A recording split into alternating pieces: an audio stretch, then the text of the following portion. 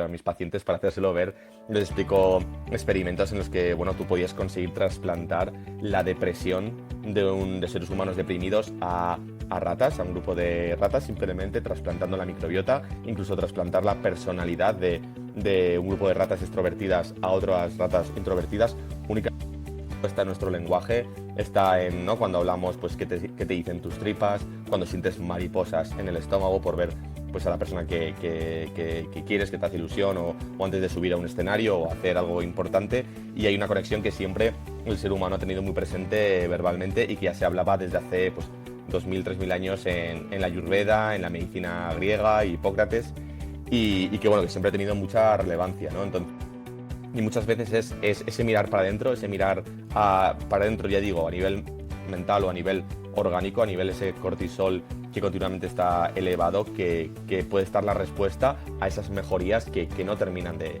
llegar, y de al final que no seas consciente de esas emociones o no seas consciente de ese estrés porque eres capaz de racionalizarlo o eres capaz de alguna forma apartarlo rumiando y dándole vueltas en la mente, ¿no? Estando en la mente no significa que seamos emociones, ese estrés no exista, no significa que no haya una conexión y que muchas veces cuando no hay ese procesamiento va a ir al cuerpo. Trauma no es lo que te ocurre, es lo que ocurre dentro de ti como consecuencia al evento que ocurre fuera de ti. Entonces, la experiencia que es interna e individual no es comparable. Por eso cuando hay niños o adolescentes que me dicen que, bueno, que peor se pasa en África y me dicen que hay otras situaciones peores que lo que ellos han sufrido en la infancia, yo les explico que eso está muy bien, pero eso es una abstracción racional. Eso es el cerebro intentando abstraerse, comparar con una situación que no pueden.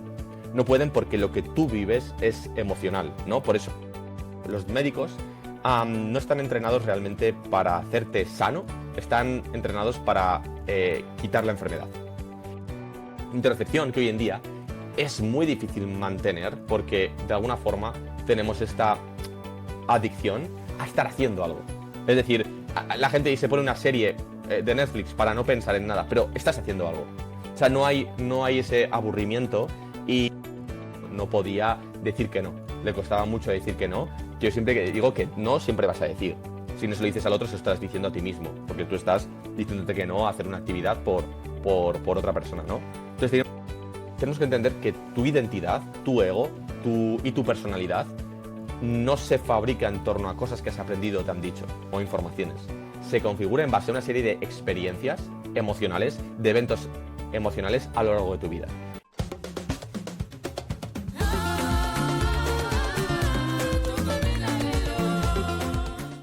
Esto es Conexión Sapiens. Yo soy Pablo y aquí encontrarás charlas con referentes de la salud, el bienestar y el desarrollo personal. Historias con un toque evolutivo. Bienvenido.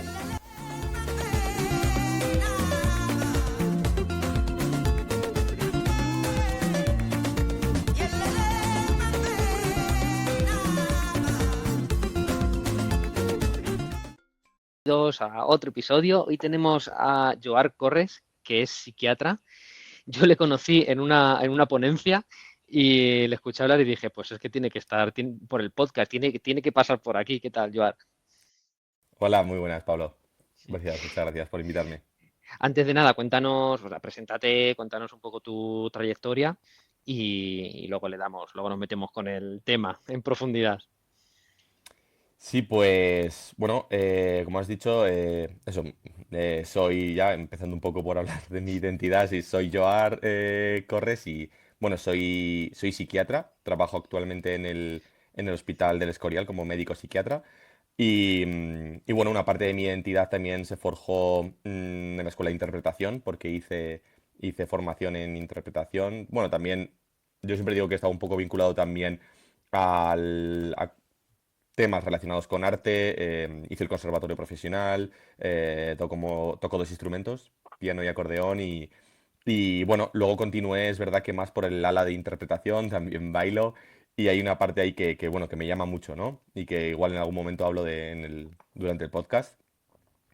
Pero bueno, sí, me dedico principalmente pues yo siempre digo, a ayudar a entenderse a las personas, a la gente, y desde un enfoque pues médico psiquiátrico que aúne mente, cuerpo y de alguna forma intento que ya te lo traeré más a tierra, ¿vale? Espíritu, ¿no? Pero un poco, pues, aunando disciplinas que yo veo que puedan ayudar a la persona que tengo delante. Está muy ligado la interpretación, la danza, con la psicología, no sé si decirlo, psicología, emociones, psiquiatría, no lo sé, pero vamos, que seguro tiene relación con lo mental, de eso no tengo duda. Completamente, completamente. O sea, tiene una conexión muy, muy fuerte. Al final, la expresión emocional a través del arte, pues lo ha hecho el ser humano toda su historia. En mi caso, no era algo consciente para nada. O sea, yo, pues a mí, mi padre de forma autoritaria, digamos, me metió en el conservatorio en su día y bueno, yo lo aplicaba todo de una forma tal y muy cognitiva.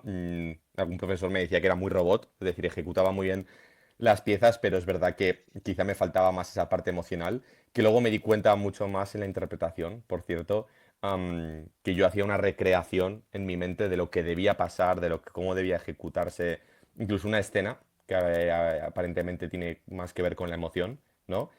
Y ahí fue también un poco como me di cuenta de esa desconexión que tenía también a veces con mis emociones. Pero efectivamente, de hecho, bueno, hay una parte de la psicología y de la psiquiatría que utiliza el psicodrama, que sería una forma de, o el role-playing también se utiliza, que es una forma de vehiculizar a través del arte, pues ya sea una catarsis emocional o instrumentalizarlo como para avanzar o para ayudar a alguien, no de forma directa, que sería más la terapia, por ejemplo, verbal, sino más indirecto a través del arte. O sea, podría seguir preguntándote por aquí, pero como además creo que va a salir y van a ir saliendo cosas durante la charla, te voy a empezar a sacar temas. Quería empezar por el conocido eje intestino-cerebro, o, bueno, sí, intestino-cerebro, pero dado la vuelta. Porque, bueno, sabemos la importancia de la microbiota en la salud de todo el cuerpo, pero el dar la vuelta me refiero a cuánta importancia tiene la microbiota en la salud mental, psicológica, en las emociones, que sabemos que existe, y cómo de importante es el cerebro, es decir, el camino contrario, de arriba abajo, en la salud de la microbiota. Bueno, pues es importante en ambos sentidos. Yo siempre he dicho que depende de quién leas, te va a intentar vender un poco su libro, ¿no? Yo bueno, he leído un poco, pues, cuando lees a Emerald Myers, que quizá es el gastroenterólogo este que tiene un libro, pues, muy interesante también de microbiota y salud mental, él habla desde su punto de vista más desde la microbiota en el intestino y su influencia en la mente. Sin embargo, si lees más a Ted Dinan, por ejemplo, en Irlanda, que sería más desde el ala más psiquiátrica, psicológica, pues él te va a dar una versión. Es verdad que el libro, en concreto estoy pensando en el libro de la revolución de los psicobióticos, que lo escribió realmente un periodista, Scott Anderson, si no recuerdo mal. Ellos te van a dar una versión o una visión más desde la mente al intestino, ¿no? Entonces, Ujú. bueno, ¿cuál fue antes o cuál es más importante?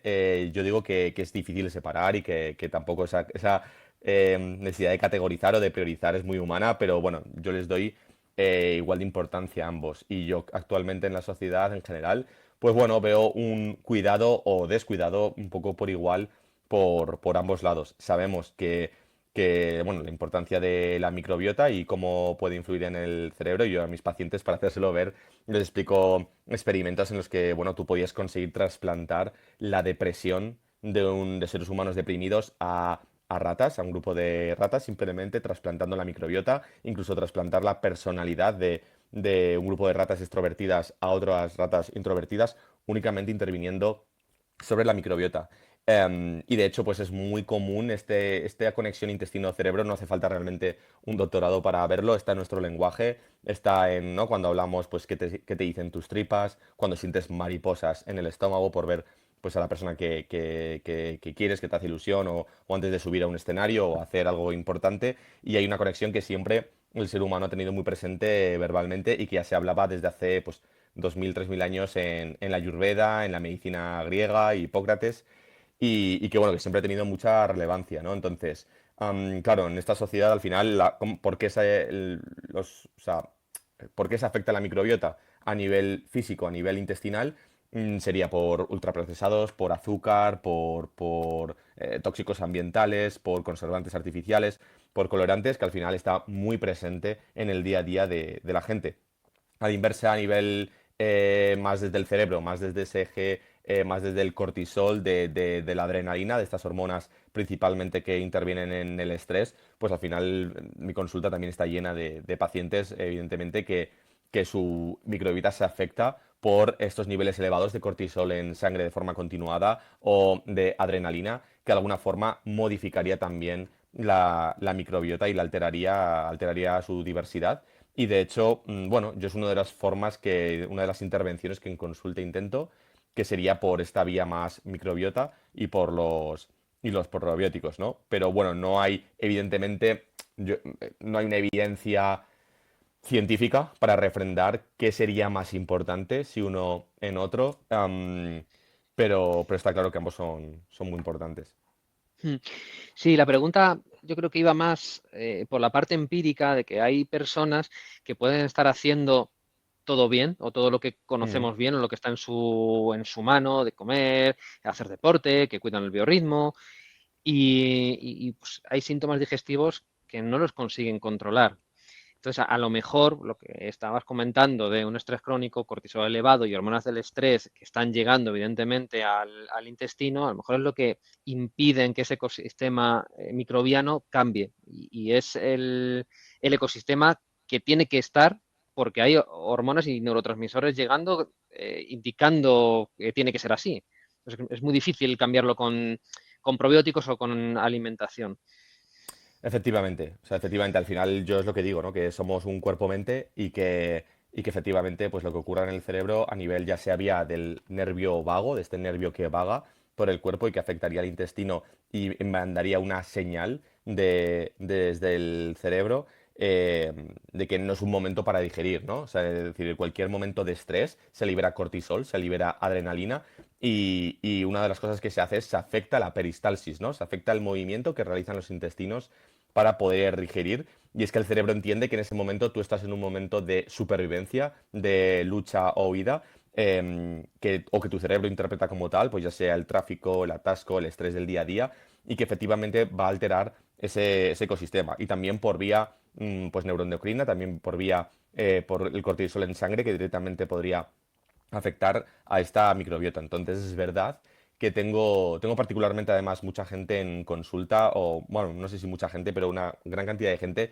que se cuida mucho, que cuida hábitos, que cuida físicamente, que se cuida la microbiota, que cuida hacerlo todo sano. El tema es que muchas veces veo que incluso esto puede ser un mecanismo de afrontamiento del estrés, es decir, en el que, bueno, yo tengo otras partes de mi vida que quizá no funcionan o vivo de alguna forma en un piloto automático, entonces me concentro en este Kaizen, en esta mejora continua global, ¿no? En la que cuanto más lados cubro de la salud física, más lados descubro, más tóxicos ambientales descubro, más cosas que puedo mejorar a nivel de ritmos circadianos, de descanso.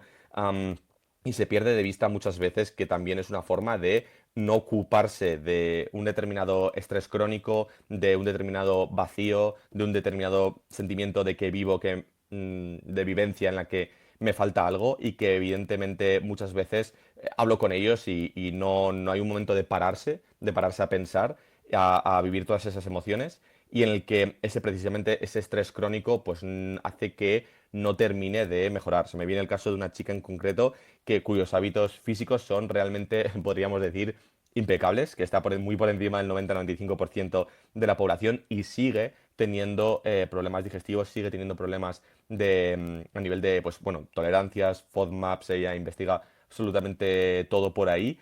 Y quizá no falta esa parte de mirar adentro, de mirar a nivel emocional, a nivel cómo está ella consigo misma, con su trabajo, con esa sensación de que le falta algo y parece que no mejoraría por ahí. Y muchas veces es ese mirar para adentro, ese mirar para adentro, ya digo, a nivel mental o a nivel orgánico, a nivel ese cortisol que continuamente está elevado, que puede estar la respuesta a esas mejorías que no terminan de llegar. Y de hecho, eh, en función de a quién leas, es lo que explico, que te venderá su libro, ¿no? Si tú lees a autores como Gabor Mate, por ejemplo, que es un médico canadiense muy especializado en trauma, él te lo va a vender todo o te lo va a explicar todo y bien explicado en torno a que tus problemas físicos o tu tema orgánico tiene un origen profundamente, pues desde esta sensación de vacío, de piloto automático, de estrés continuado, lo que de alguna forma acaba generando estas complicaciones digestivas o a otro nivel, o por lo menos modulando, ¿no? Y en ese sentido, yo digo que este cortisol, esta adrenalina, esta parte mental cerebro, te puede modular a la baja y perpetuar esos problemas digestivos que hablamos, o modular al alza. Es decir, mejorar a nivel físico todos estos temas que hablamos. Aquí entraría pues la potencia que se observa del efecto placebo y un poco pues todo este tema más mental y emocional. Ahora que has sacado a Gabor Mate, lo voy a traer justo después de esta pregunta que te voy a hacer, pero antes, me pasa o he visto, al menos eso, de forma empírica, que los pacientes con estreñimiento son los más propensos o son los que más se ajustan a este perfil que decías de persona que se cuida muchísimo, que se estudia absolutamente todo, que intenta controlarlo todo lo que le pasa, pero no mejora, no mejora el estreñimiento. Yo digo, bueno, es que están controlando todo, que al final no pueden ni cagar. Ujú. Pero y no, la verdad que no he visto mucho más a nivel científico. Bueno, pues si coincide el perfil, si no, pero eso, lo veo, es que me coincide y es ese perfil. Sí, sí, sí, sí, efectivamente. O sea, es decir, ahí yo cuando entro en mi consulta o veo determinados perfiles o rasgos de personalidad o formas de afrontamiento del estrés que coincidirían con mayor probabilidad para somatizar o en este caso, pues para que se vaya al tema digestivo que otros, ¿no? Y efectivamente, ya digo, tengo en concreto un perfil de paciente pues más rumiativo, más que está en la mente, más que está intentando controlar, pensar, disipar la incertidumbre constantemente, que está muy en la mente, que hay una gran desconexión además en ese caso de mente-cuerpo en el que se observa o es muy probable, muy fácilmente observable, alteraciones a nivel digestivo, a nivel más de, pues eso, de alternar estreñimiento o alteraciones del ritmo deposicional, del tipo síndrome intestino irritable, en este perfil de pacientes, efectivamente. Entonces, de alguna forma, tú al final que no seas consciente de esas emociones o no seas consciente de ese estrés porque eres capaz de racionalizarlo o eres capaz de alguna forma apartarlo rumiando y dándole vueltas en la mente, ¿no? Estando en la mente no significa que esas emociones, ese estrés no exista. No significa que no haya una conexión y que muchas veces cuando no hay ese procesamiento va a ir al cuerpo. Entonces, Ujú. el intestino pues es uno de los principales a los que este tipo de personalidad suele acabar yendo. Bueno, pues hablando del cuerpo, ahí sí traigo a Gabor Mate y su teoría, ¿no? Que dice que todos los problemas o la inmensa mayoría de problemas a nivel físico pues tienen un trasfondo a nivel emocional. Y él habla mucho del trauma y bueno, pues, aquí te lo suelto para que hables en esta parte. Mm. Sí, a ver, yo siempre hablo de eso, de que trauma lo podríamos dividir de alguna forma en... O sea, trauma viene del griego herida, ¿no? Entonces, todas las culturas de alguna forma han intentado explicar que las heridas del pasado de alguna forma condicionan en cómo nos movemos o cómo afrontamos el presente. Y en ese sentido, por ejemplo, la Ayurveda tiene una forma de explicarlo que me gusta mucho, que es con los samskaras, que son como semillas emocionales que vamos implantando en la mente inconsciente desde que somos muy pequeños. Formas de afrontar el estrés desde ese momento, ¿no? Desde que estamos en la infancia. En ese sentido, para explicar a mis pacientes, una cosa que uso es mucho las fobias. Por ejemplo, si a mí, yo tengo un adulto, un paciente que le mordió un perro cuando tenía 2 años. Realmente no recuerda, evidentemente, cuándo le mordió, pero sabe que en el presente, él cada vez que ve un perro, pega un respingo. Es capaz de controlarlo más o menos, pero por mucho que yo le diga que no hace nada, él dice, sí, racionalmente, yo racionalmente sé que no hace nada. Pero es que en cuanto lo veo, es verdad que la primera reacción que tengo es como, ¿no? Como una sensación de miedo y de espasmo muscular.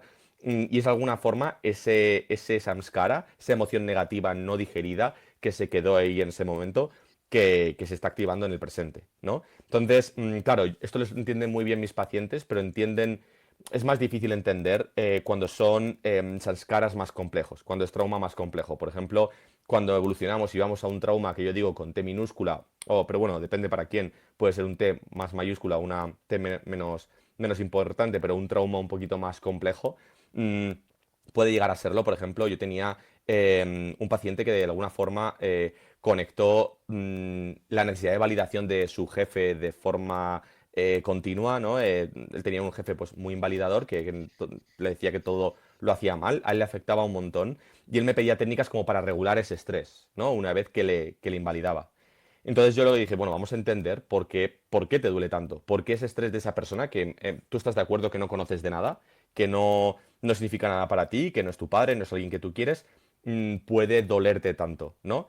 Y volviendo para atrás, era capaz de conectar como, pues, quizá su padre, que en general, pues, era bastante invalidador, que nunca era nada suficiente para él y que él siempre, pues, se esforzaba más en ser el mejor de la clase, en conseguir las mejores notas, en tener, pues, el mejor rendimiento y que nunca era de alguna forma suficiente, lo conectaba con ese adulto en el presente, en el que esa herida, ese trauma, esa forma de adaptarse al pasado, le estaba pasando factura en ese presente, en su trabajo, ¿no? Entonces, al final son heridas, son samskaras o emociones, bolas de emoción, que yo digo, negativas, no digeridas en ese momento, que de alguna forma vuelven en el presente. Y tenemos que entender que las personas, los niños en la infancia, tú no tienes forma de digerir esa emoción negativa, tú no tienes forma de enfrentarla. De adulto, tú puedes, cuando te pasa algo, cuando tienes algún problema, tú puedes racionalizar eso que te ha pasado, tú puedes elaborar una narrativa, puedes llegar a tu pareja, puedes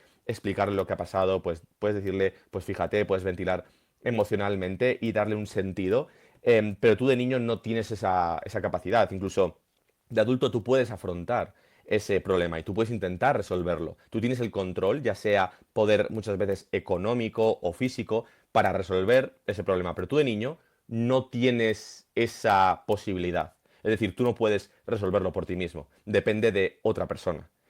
Tú de niño no puedes no tienes estas herramientas, estos recursos para racionalizarlo y se queda de alguna forma como una emoción negativa y que depende mucho de la contención emocional de tus padres. Entonces yo, por ejemplo, tenía una chica que se sentía normalmente muy fácilmente, bueno, pues abandonada, tenía sentimientos de abandono que se disparaban constantemente con su pareja, incluso ante señales que ella reconocía que ella interpretaba o malinterpretaba como de abandono, pero lo fuimos conectando con una sensación de baja disponibilidad emocional por parte bueno, en este caso sí, de ambos padres a lo largo de su vida, y que cada vez que ella sentía un rechazo o una sensación de abandono por una de por su pareja en este caso, pues bueno, ella lo pasaba muy mal y no podía controlarlo y al final pues le llegaba a generar unos problemas pues muy intensos con su pareja. Entonces, al final son estas heridas emocionales mayores o menores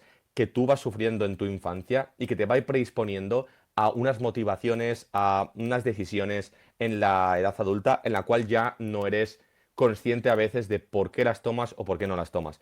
Yo generalmente lo que veo es adolescentes, cuando veo adolescentes me explican cómo son o qué les motiva, si les motiva sacar un 10 o un 9 o si necesitan o por qué sufren tanto cuando no sacan un 9 o un 10 o por qué sufren tanto cuando tienen un partido de fútbol que les sale mal. Y cuando voy preguntando el por qué les hace tanto daño eso, por qué les motiva tanto eso, suelen llegar a un límite, ¿no? No son capaces de describirme. Dicen que, bueno, pues porque son así. Y es que yo lo que explico es que la primera etapa de tu vida, de los 0 a los 8 9 10 años, al final eres un ser emocional en el que tú vas a ir operando y vas a ir programándote y vas a ir operando de forma emocional para sobrevivir en ese entorno, ¿no? Am, y hay que entender que lo que quiere un niño desde que eres pequeño es realmente resumirlos, podríamos resumir con que te quieran. Porque yo siempre explico a mis pacientes que evolutivamente tendría un sentido porque una gacela en la naturaleza al tercer día ya puede pastar, ya puede andar, ya tiene cierta autonomía. O un león, una cría de león, pues puede al mes ya cazar pequeños animales o puede tener una cierta autonomía. Pero una cría de ser humano pasan los meses y sigue indefenso, completamente indefenso. Pasan los años y no es capaz de proveerse un refugio, un calor, comida, sigue completamente en el mismo punto en la naturaleza, ¿no? Si lo dejásemos en el bosque o en la selva. Entonces, ¿qué ideó la supervivencia? ¿Qué ideó la evolución para el ser humano? Pues ese vínculo con tus figuras de apego, ese vínculo con tus padres, ¿no? Porque si a ti te querían, si eras querible, si eras aceptable, tú tenías el resto. Tenías refugio, tenías calor, tenías comida, tenías todo. Sobre todo hasta que llegase una edad como, digamos, la adolescencia, en la que ya tenías un cuerpo y una mente que te pudiera defender mejor de esos recursos. Entonces, el niño divide un poco o traduce todo lo que ocurre en su entorno a su lenguaje emocional, que es, ¿soy válido o no soy válido? ¿Me quieren o no me quieren? ¿No? Y por eso un bebé puede llegar a llorar simplemente para saber que estás ahí, que estás cerca, que no estoy en la selva, en la oscura, a oscuras, y te he perdido o quiero recomprobar y comprobar que tú estás a mi lado, porque si no podía significar una sentencia de muerte, ¿no? Entonces, los niños lo que hacen es, y de niño lo que hacemos es traducir al lenguaje emocional lo que está ocurriendo en tu alrededor. Si tengo un entorno que valora mucho las notas, valora mucho la hipereficacia, yo de alguna forma lo voy a ir buscando, no porque yo pueda abstraerme y entender que podría ir a una buena universidad en el futuro y yo sé qué es eso. No, con 7 años no piensas en nada de eso. Pero tú cuando sacas una buena nota, tú ves la sonrisa en tus padres, tú ves la sonrisa en el profesor o tú percibes en el entorno el tono de voz, el lenguaje no verbal, que implica que eres válido, que implica que te quieren. Entonces, un niño, mezclando pues ya predisposición genética y todo lo que va pasando ya desde el momento en que naces, puede llegar a decir, vale, pues veo que esto es lo que quieren de mí, no, voy a por más. Espérate ahí que voy a por más nueves, voy a por más dieces. Entonces, cuando llega la adolescencia, este niño hipereficaz, hiperresponsable, eh, no te sabe justificar realmente por qué necesita ser tan eficaz, por qué necesita ser tan correcto. U otros niños no te saben explicar por qué ellos han tirado siempre de carisma, ¿no? De verborrea de su gracia natural, ¿no? Para conseguir un poco la atención del entorno. Porque tenemos que entender que el niño no puede diferenciar, o es difícil diferenciar entre atención atención y amor, o entre, bueno, entre pues estas sutilezas, ¿no? O sea, validación por tu eficacia o que te quieran. Entonces, de alguna forma se va configurando una serie de programas automáticos en base a estas pequeñas heridas que van a ser condicionadas por tu genética, van a ser condicionadas por cómo sea tu crianza, van a ser condicionadas por un poco en qué se va fijando ese niño y qué va utilizando para sobrevivir, y que de alguna forma olvidarás por qué te motiva lo que te motiva, por qué te da miedo lo que te da miedo, y ya a posteriori, cuando aparece la racionalización, en la adolescencia tú usarás para justificarlo. Y en ese sentido yo hago la diferencia con lo que es el trauma con T mayúscula, la herida grande, ¿no? Cuando alguien sufre, yo tengo pacientes en consulta con algunos, ¿no? Con negligencias parentales muy, muy severas, en las que llegar a haber algo que también se ve mucho en la sociedad, que es una desconexión con el cuerpo y con las propias emociones. El trauma, cuando es muy grave, puede llegar a provocar esto, porque tenemos que pensar que un niño, al no poder defenderse, como estos recursos que hemos hablado, su sistema va a hacer un apagón. Va a decir, como no puedo tolerar este dolor emocional, voy a hacer un apagón, voy a hacer lo que se llama una lateralización hemisférica, voy a desconectar del hemisferio derecho del izquierdo por el cuerpo calloso, la estructura que une ambos, y voy a desconectar esas emociones de ese sistema más mental o más racional o más pensante, ¿no? Entonces lo que tienes es, cuando hay un trauma más grave y más fuerte en la infancia, es una verdadera desconexión del cuerpo y de las emociones. Y en ese sentido, Gabor Mate habla mucho de que cuando hay un trauma grave en la infancia, cuando hay un trauma grave, sobre todo no procesado o no enfrentado o no afrontado, se ve o cita diferentes estudios, diferentes artículos en los que se ve una correlación entre una mayor probabilidad de enfermedades autoinmunes, de inflamación crónica de bajo grado, incluso de procesos oncológicos de cáncer relacionados con trauma grave en la primera infancia. Entonces, me interesa un poco mucho pues esa configuración, ¿no? Que se produce inicial. Me quedo con varias cosas de lo que has dicho. La primera diferencia es trauma con T mayúscula, trauma con T minúscula. yo entiendo, ¿no?, que un trauma con T mayúscula evidentemente es más importante, manifiesto, deja muchísimo más herida que el de T minúscula, que también entiendo que a lo mejor es de los que sufren pues, la inmensa mayoría de la población por diferentes circunstancias desde la crianza. Bueno, aclárame si esto es así, y luego la diferenciación entre uno y otro, esa línea la pone el individuo, o el que es de T mayúscula está más descrito como negligencia importante, abusos, maltrato, o sea, como que está bastante claro lo que ha sufrido esa persona o ese niño, o no es tan, o es más difusa esa diferenciación. Sí, la diferenciación al final es completamente teórica. Es decir, yo diferencio entre lo que puede ser una negligencia o un abuso en la infancia físico, una completa... Yo tengo niños o pacientes que se han criado completamente solos. Tengo niños con abuso físico continuado. Tengo niños con traumas muy graves en las que todo el mundo podría estar de alguna forma lógicamente de acuerdo en que es una herida muy, muy, muy, muy intensa, ¿no? Y también tengo otros tipos de trauma, por ejemplo, tengo una niña o tengo una paciente con unos, o tuve una paciente con unos intensa sensación de vacío y de no ser querible, de no ser aceptable por el mundo externo y que era capaz de conectarlo con que fue criada en la primera infancia porque, bueno, los padres tenían que trabajar muchísimo y no podían estar en casa. Entonces, ella estaba siempre a cargo pues, de un cuidador que iba cambiando, ¿no? Entonces, al final, esa ruptura, ese trastorno del vínculo que se llama en psiquiatría, esa dificultad, ¿no? Para tener tu vínculo, para tener esa disponibilidad emocional en el día a día, que al final yo siempre no hablo nunca de culpables, ¿vale? Esto es muy importante de que no hablo de juzgar ni de culpables, yo siempre hablo de esto de verdad desde una aceptación, de una compasión, desde que pues al final uno lo hace lo mejor que puede con las herramientas que tiene, pero bueno, en este caso, ¿no? Esa no disponibilidad física, no disponibilidad emocional de sus padres fue algo que ella ha almacenado, de lo que ella no era consciente, ¿vale? Pero que ha ido conectando con todo eso. Entonces, otro apunte muy importante que has dicho es, claro, ¿cómo comparo yo? O sea, o cómo, evidentemente no hay que comparar, pero a nivel de la experiencia individual, cuando yo hablo a alguien, no le hablo tampoco de T minúscula ni T mayúscula, hablamos de herida, porque una cosa que es muy importante es que trauma no es lo que te ocurre, es lo que ocurre dentro de ti como consecuencia al evento que ocurre fuera de ti. Entonces, la experiencia que es interna e individual no es comparable. Por eso cuando hay niños o adolescentes que me dicen que, bueno, que peor se pasa en África y me dicen que hay otras situaciones peores que lo que ellos han sufrido en la infancia, yo les explico que eso está muy bien, pero eso es una abstracción racional.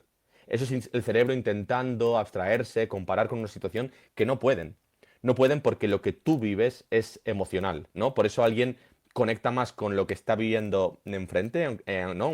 Cuando ven a alguien herido enfrente o bien ven una mascota herida enfrente y les cuesta mucho quizá empatizar tanto con un número, aunque sean miles de personas en un continente, porque cuesta mucho hacerse una idea a nivel racional. Nosotros somos seres en el 90-95% emocionales, ¿no? Entonces, esa experiencia individual, esa experiencia subjetiva de dolor, de cómo lo ha pasado a alguien, les digo que no pueden compararlo con cómo habría sido lo de África o estos temas, ¿no? Más abstractos, porque ese niño no podía compararlo. Es decir, era su sufrimiento. Y ese niño buscaba ser querido, con lo cual su máximo sufrimiento se lo provocaba el no ser aceptado en ese momento. Ese niño no podía comparar dolor. Entonces, en segundo lugar, cuando comparamos experiencias individuales subjetivas, hay que tener cuidado porque nadie me puede trasladar a mí una experiencia. Nadie. Es decir, me puede decir que en la infancia le hicieron bullying, que sentía la no pertenencia a grupo, que se sentía rechazado día tras día en el colegio y cómo llegaba a casa y pues sus padres quizá no atendían a esta necesidad, pero yo no me puedo hacer una idea de la hora tras hora de ese niño en esa clase, en ese aula. O sea, yo no puedo trasladar ese sufrimiento emocional a palabras. Y pasa mucho cuando la gente intenta hacerse entender o comparten o comunican traumas, heridas o experiencias, que es muy difícil porque estamos intentando traducir al lenguaje racional algo completamente emocional, ¿no? Yo no puedo traducirte muchas veces lo que ha sido una película que me ha emocionado muchísimo y entonces decimos, tienes que verla o tienes que pasarlo, tienes que ir, porque de alguna forma sabes que las palabras y el lenguaje racional se va a quedar corto. Entonces, mm, bueno, o sea, yo siempre hablo de que el trauma, la herida más prevalente en la población, y según estudios, hasta en el 60 hasta 80% de la población puedes llegar a algún tipo de trauma, de herida, sería este trauma con T minúscula que he explicado, pues esta persona, este paciente que yo tenía que se crió de alguna forma con diferentes cuidadores y que no tenían a su vínculo primario ahí todos los días, ¿no? Y que el niño recibía de alguna forma como que no soy aceptado. Y aquí quiero hacer un apunte muy importante. Hasta los 2 3 4 años, el niño no tiene una teoría de la mente completamente formada. Es decir, el niño no tiene unas estructuras cerebrales, neurológicas, suficientes como para recrear que hay otro ser humano pensante. Con lo cual, si yo no tengo mis necesidades cubiertas, si yo tengo algún problema a nivel de cualquier tipo, si yo no recibo consolación, la única explicación que le da a una mente como la de un niño en esa edad es que si no existe otra mente pensante, el único que está infligiéndome este daño soy yo, o el responsable soy yo. Entonces yo internalizo esa sensación de no soy querido, o no merezco ser consolado, o no merezco ser cuidado. Mm. Ahí, que has nombrado tal cual antes, lo de la disponibilidad emocional, que entra muy en este caso, ¿no? De la niña que va siendo cuidada por distintos cuidadores, además van cambiando. Claro, esos padres querían muchísimo a esa niña y le iban poniendo sus cuidadores y ellos trabajaban pues por el bien de darle un Completamente, futuro, o completamente. sea, que está totalmente bien intencionado, que luego cuando es mayor y racionaliza, va a decir, no, no, mi infancia bien y la relación con mis padres muy bien, si ellos han hecho todo por mí. Completamente. Y ahí quiero hacer un apunte. Si nos damos cuenta, la mayor parte de estas cosas, de verdad que no hay culpables. O sea, eh, cuando lo hablo con padres en mi consulta y dicen, ah, claro, pues, joder, no tendría que sonreír cuando saca un 9. Y yo, no, porque tú no sonríes al número 9. Tú no sonríes a ese trozo de papel del examen. Tú sonríes porque sabes lo que significa de forma abstracta un buen examen o unas buenas notas, mejor futuro para tu hijo. Y tú le quieres y quieres protegerlo y quieres ese futuro y tienes integrado y asociado que ese 9 significa un buen futuro. Y efectivamente esas personas que están trabajando y que su trabajo no les permite conciliar y efectivamente cuando yo hablo con esos padres y empezamos y afloran pues sentimientos, pueden aflorar sentimientos de culpa, yo trabajo con ellos lo primero que es aceptación y compasión. Lo primero que trabajo es conciencia y después de la conciencia, aceptación y compasión, porque ellos efectivamente estaban trabajando por el mejor, lo mejor para sus hijos. O por ejemplo, casos incluso más, no sé, más sutiles. Yo tenía un paciente que todos los veranos les dejaban sus padres en una casa con sus abuelos y se iban con otro hermano mayor a otro sitio, ¿no? De vacaciones. Y él conectó con que él lo vivía como abandono. Pero los padres no podían entender porque realmente ellos lo hacían por su bien, porque creían que él estaba feliz con sus abuelos, que él estaría mejor ahí. No eran muchas veces conscientes, porque muchas veces, aunque lo hagamos perfecto, que no hay que hacerlo perfecto, y es una cosa que yo trabajo, Ujú. va a depender también de la experiencia subjetiva de ese niño, ¿no? Y va a depender muchísimo, y esto habla mucho Gabor Mate en cuanto al trauma heredado, ¿no? Va a depender muchísimo de lo que tú hayas integrado en tu infancia. Va a depender muchísimo de si tu sensación de aceptación o de ser querido era condicionado a una buena nota en la infancia, tú has integrado eso. Entonces, tú al final has integrado una serie de patrones, de programas, de cómo samskaras, ¿no? Positivos y negativos, de cómo criar, de cómo te criaron. Entonces, tú al final respondes a eso. Y tu abuelo o el padre de tu padre no era culpable en ese sentido, porque él lo mismo ha heredado una serie de programas y de formas de crianza, ¿no? Entonces, en ese sentido, yo hablo de romper el ciclo, pero no hablo de buscar culpables. Yo, de hecho, mis pacientes muchas veces hablo, tanto con padres como pacientes, de que no tienen culpa absolutamente de nada, tienen quizá la responsabilidad de cambiar. Porque además culpa implica un pasado. Y eso no, tanto pues la meditación, el estar presente que está ahora tan de moda, te habla de no estar en ese pasado que además no puedes cambiar, ¿no? Entonces yo hablo de quizá una responsabilidad de cambio y en primer lugar el primer paso que yo siempre hablo es de conciencia. De conciencia de qué me conecta con qué, o eso, o pues de todas estas heridas que hablamos, ¿no? O sea, en hábitos físicos es igual. Es decir, ¿qué hay el primer paso ante un dolor? La conciencia. Yo no puedo cuidar mis ritmos circadianos si no soy consciente de que eso me daña, si no soy consciente de que eso es tan positivo para mi salud, si no soy consciente de que no los cuido, de que yo duermo 6 horas diarias y que me expongo a pantallas azules por la noche y tal. Lo primero que hay para romper un hábito, que un hábito es automático, es conciencia. Es activar lo que se llama el cortes cingulado anterior, que tiene relación con esta fuerza de voluntad cada vez que elegimos entre una buena comida o una mala comida, entre cuidar mis ritmos o no cuidar mis ritmos y ver una serie por la noche. Hay esa fuerza de voluntad y ese conflicto entre dos opciones está en el corte cingulado anterior, ¿no? Que a nivel neurobiológico se localizaría ahí. Y, bueno, pues parte de eso, de conciencia, ¿no?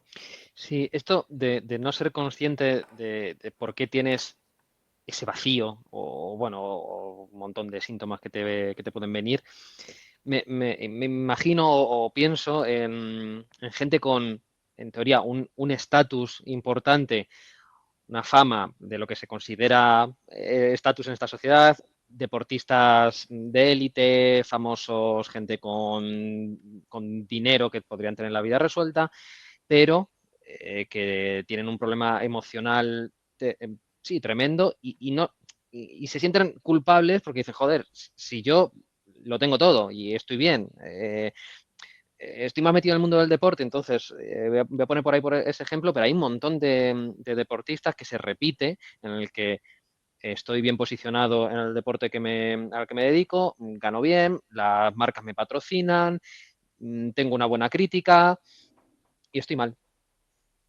Claro, es como no soy consciente de por qué me está pasando esto. Y es un poco, claro, no conectas. Posiblemente la respuesta esté ahí, ¿no? En esa programación de la infancia.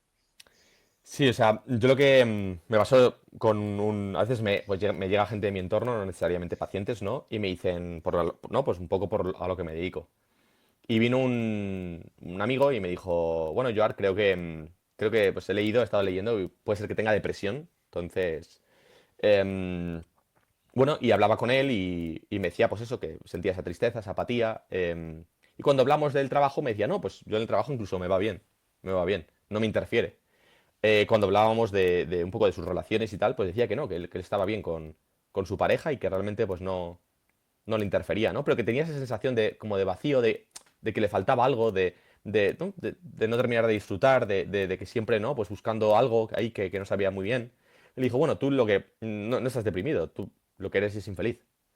Em, y hay una gran diferencia, ¿no? A nivel clínico. Yo siempre explico que la psiquiatría o los médicos no están entrenados realmente para hacerte sano, están entrenados para quitar la enfermedad.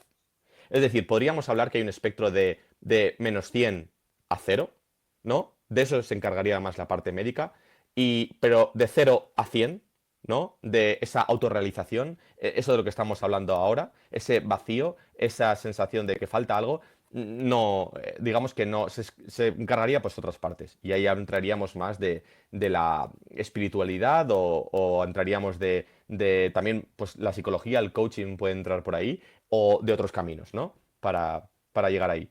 Entonces, un poco por centrar la pregunta que me estabas haciendo,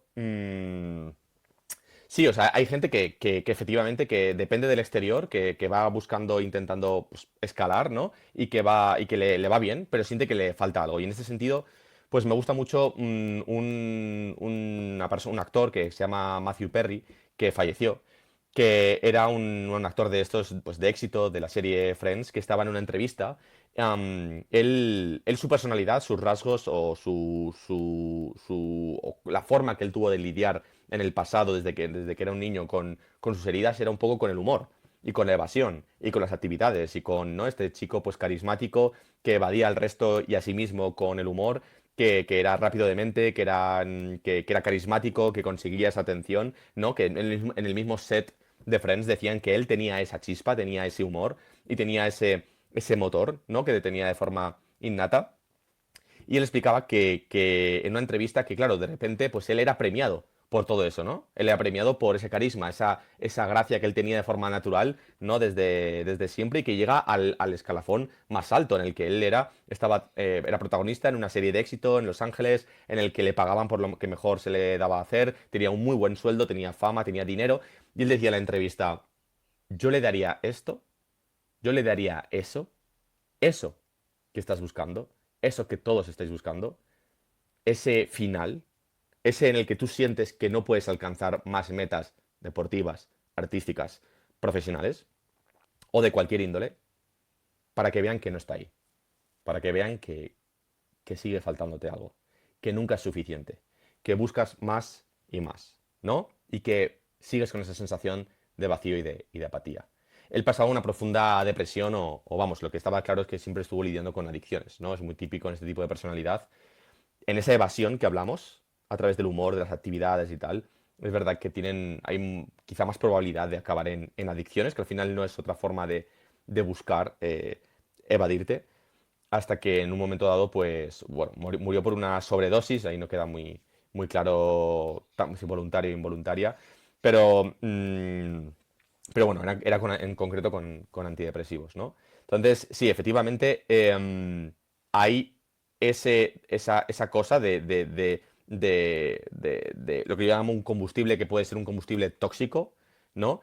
Nacido quizá pues en una serie de traumas en la infancia. Por ejemplo, hay un podcaster muy famoso con 10 millones de suscriptores, Steven Bartlett, que él contaba, ¿no? Cómo en su infancia sus padres no estaban porque tenían que estar trabajando. Él vivió una infancia en la que tenía que estar siempre solo, en la que si necesitaba que comer tenía que hacérselo él, que no iba a estar nadie para él y que aprendió de alguna forma que si tenía que tener algo, tenía que construirse él eso mismo, tenía que proveerse él eso mismo, ¿no? Y que con esa sensación que él tenía de ser diferente de los demás, él era es de raza negra en un barrio en Inglaterra, en el que pues también se sentía diferente en cómo hablaban, en cómo eran físicamente, a nivel de recursos, ¿no? Y él explica en una entrevista muy interesante cómo eso fue quizás su motor, ese combustible que incluso puede llegar a ser tóxico, en el que te premian realmente por esa hipereficacia, en su caso, en el que te premian por esa cosa de construir, de productividad, ¿no? De tengo que ser productivo, de tengo que hacer,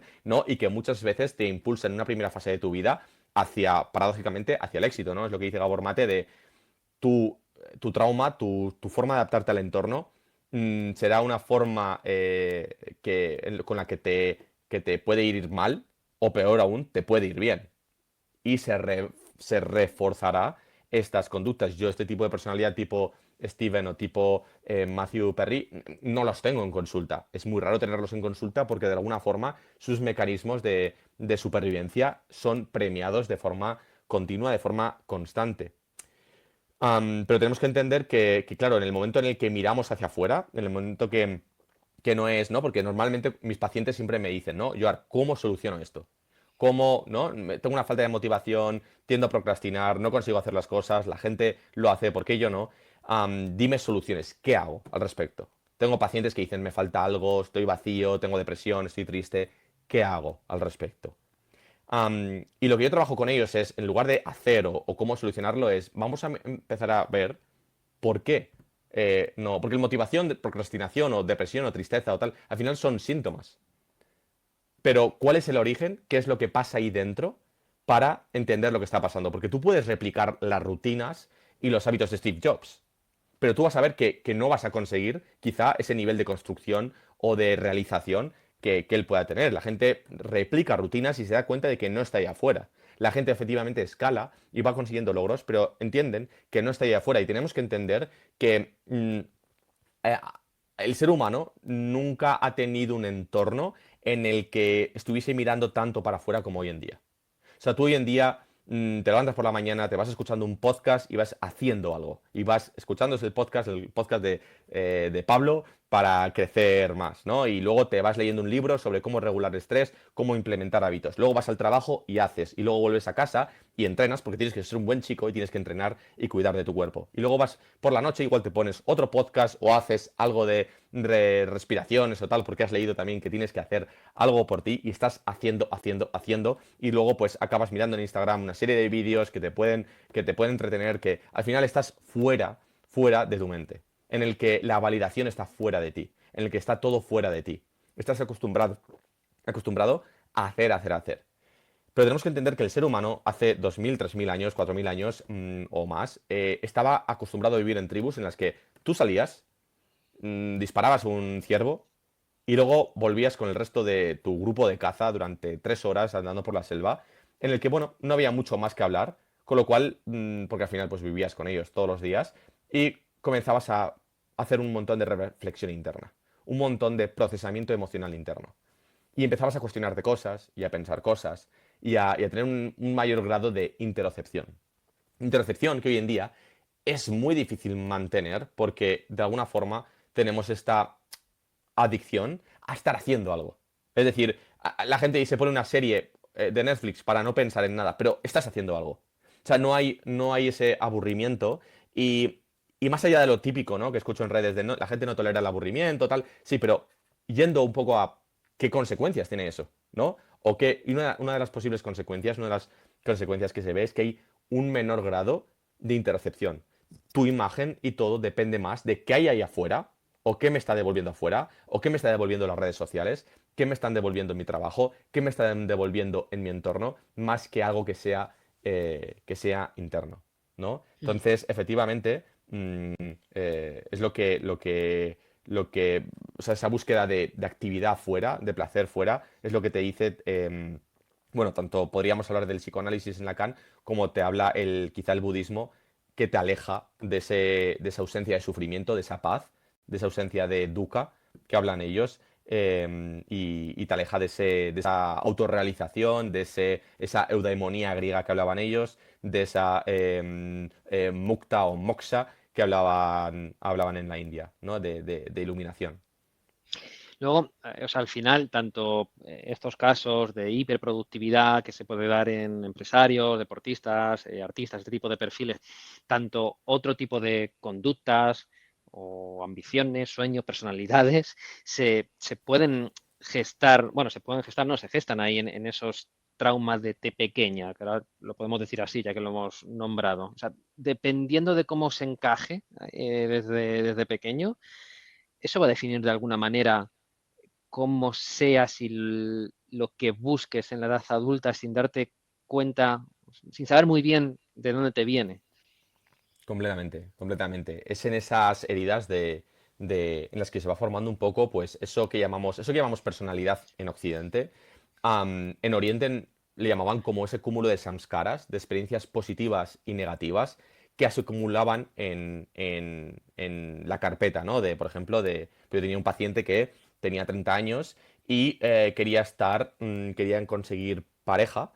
Y bueno, había desistido, es decir, no, o vamos, por lo menos no lo intentaba. Me decía que él con 18 años sí que lo intentaba, pero que en la edad que él estaba no veía esa motivación para buscar pareja, ¿no? Y claro, había una gran diferencia cuando tenía 18, cuando tenía 30 años, y es que con 18 su carpeta, sus samskaras y sus experiencias previas de buscar una pareja estaba vacío. Es decir, su cerebro no tenía acumulado una serie de experiencias emocionales negativas de rechazo repetidas en el tiempo.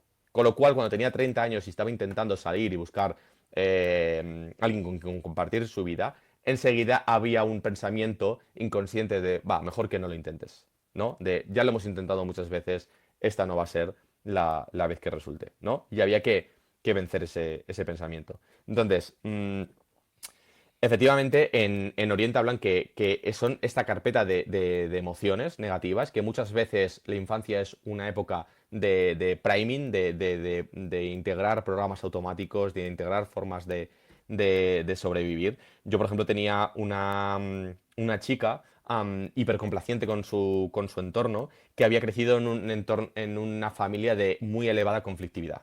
en la que siempre había un problema entre ambos padres, en el que siempre había, incluso el hermano mayor se ponía ahí en medio, había unos conflictos muy elevados, y ella ahora de adulta se daba cuenta que tendía a una hipercomplacencia, ¿no? No podía decir que no, le costaba mucho decir que no, que yo siempre digo que no siempre vas a decir. Si no se lo dices al otro, se lo estás diciendo a ti mismo, porque tú estás diciéndote que no a hacer una actividad por otra persona, ¿no? Entonces tiene una personalidad que hipercomplaciente, de evitación completa del conflicto, pero porque yo le decía que le ayudaba, ¿no? A entender que no había un juicio en ese sentido. Porque esos rasgos, esa personalidad, esos samskaras, esos mecanismos, le habían ayudado durante mucha parte de su vida, ¿no? Y había sido el elemento conciliador en su familia, ¿no? Y que había condicionado que ahora en la edad adulta, ella, si no era hipercomplaciente, conectaba con sentimientos de que igual no era querible o igual no era aceptable, ¿no? Entonces, efectivamente, son estas heridas que se van gestando, que el cómo tú de forma inconsciente las vas implantando, ¿no? Porque normalmente pues no hay un procesamiento de todo esto, ¿no? La gente vive más en, todos, ¿no? Yo también, en piloto automático. Entonces, muchas veces cuando te gatillan ciertas sensaciones o cuando tú gatillan ciertos comportamientos en ti, ¿no? Como en este caso, pues la dificultad para no decir que no, mm, es muy difícil el cambiarlos. Y además en este caso, en esta chica que se había comprado pues el libro de cómo decir que no, se había comprado una serie de libros para entender toda la información posible de cómo decir que no. Pero yo le explicaba que tenemos que entender que tu identidad, tu ego y tu personalidad no se fabrica en torno a cosas que has aprendido o te han dicho, o informaciones. Se configura en base a una serie de experiencias emocionales, de eventos emocionales a lo largo de tu vida. Y esto lo vemos mucho en las películas, donde no, pues tenemos ese elemento emocional de, pues, por ejemplo, cuando Batman, el Joker asesina a sus padres y ese momento de venganza, de que algo cambia en la persona, o ese momento en cualquier película de superhéroes en las que no algo cambia para siempre y que juran venganza y que juran que jamás, que nada volverá a ser igual. Y son momentos emocionales, son momentos de experiencia emocional a través de la cual aprendemos. Por eso yo siempre digo que la utilidad de los libros siempre va a ser limitada y condicionada, porque al final es información cognitiva, pero no es experiencia emocional, que es a través de lo que tú pues vas aprendiendo, ¿no? Entonces, efectivamente, sí que hay un condicionamiento muy importante a través de estas experiencias. Según vamos hablando, van saliendo perfiles que yo creo que todo el mundo que nos esté viendo, escuchando, puede ir reconociendo. Em, Te quería preguntar, antes de pasar al siguiente bloque, que antes, cuando decías hablabas del trauma con T mayúscula, que se producía una desconexión entre cuerpo y emociones. Hmm. ¿Qué, qué perfil de persona suele tener el que ha pasado por esto? O sea, ¿qué personalidad, si lo podemos llamar así? No sé si hay un avatar de este tipo de situaciones o puede haber tantas como personas. Bueno, realmente es tantas como personas, yo creo. No hay, en la literatura científica tampoco hay estudios muchas veces en función de estos tipos de personalidad. O sea, lo que está descrito es que cuando hay un trauma grave en la infancia o un trauma, vamos a decir moderado, pero continuado y persistente en el tiempo, tenemos que entender que como el niño no puede defenderse, hace un apagón. El cerebro hace un apagón y desconecta la parte emocional de la parte más pues, mental o cognitiva, que podemos decir, ¿no? Entonces, se produce esta lateralización hemisférica, que digamos, y se producen más cosas. Por ejemplo, alguien que ha vivido en un trauma moderado, continuado y persistente, por ejemplo, em, tiene un sistema nervioso simpático, un termostato, que yo digo, desde la infancia, alterado. Es decir, yo tengo pacientes que en los primeros minutos que llegaban sus padres a casa o que ocurría algo en el entorno, eran capaces de detectar que algo había mal, algo estaba mal. En la expresión de la cara de sus padres, porque estaban en este estado de hiperalerta del sistema nervioso simpático súper alterado.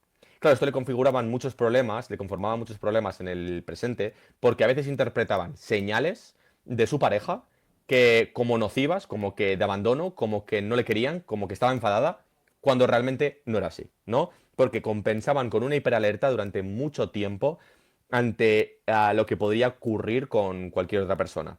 Y se manifestaba tanto a nivel mental como a nivel fisiológico, es decir, tenían, pues a nivel, ellos identificaban como generalmente estaban en una pequeña hiperventilación o moderada, ¿no?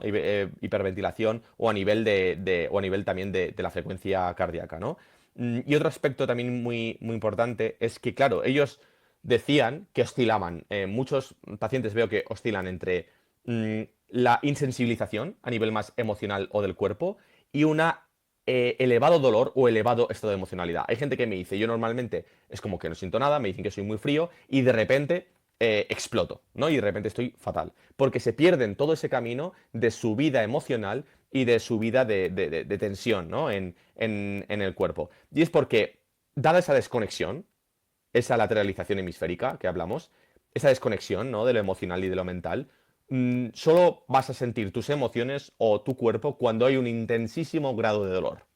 Entonces, claro, desarrollan hasta un rechazo a estar en el cuerpo, a estar en esa parte emocional, porque cada vez que están son en estados muy elevados o muy emocionales. Entonces me dicen que oscilan entre no sentir y de repente estar completamente fatal o completamente fuera de control, ¿no? Ujú. Entonces, es interesante el cómo, en función de la persona, en función de los niveles de trauma, hay estas diferentes experiencias también a nivel de las emociones o del cuerpo. Mm. Hasta aquí esta primera parte de la conversación con Joan. Sé que hay podcasts que duran horas y a veces la gente los escucha en el tirón, pero he preferido dividirlos cuando cambiamos de tema para que puedas escucharlo con calma y, bueno, no sé. Me parecía mejor, aunque evidentemente tú puedes pensar que lo hubiera dejado y ya lo dividías tú como quisieras. Ya que sí. El caso es que la semana que viene publico la segunda parte y hablamos de psicofármacos, distintos tipos de personalidad. Me ha gustado mucho hablar con Joan, la verdad. Así que eso, la semana que viene nos vemos. Gracias por estar ahí y un abrazo.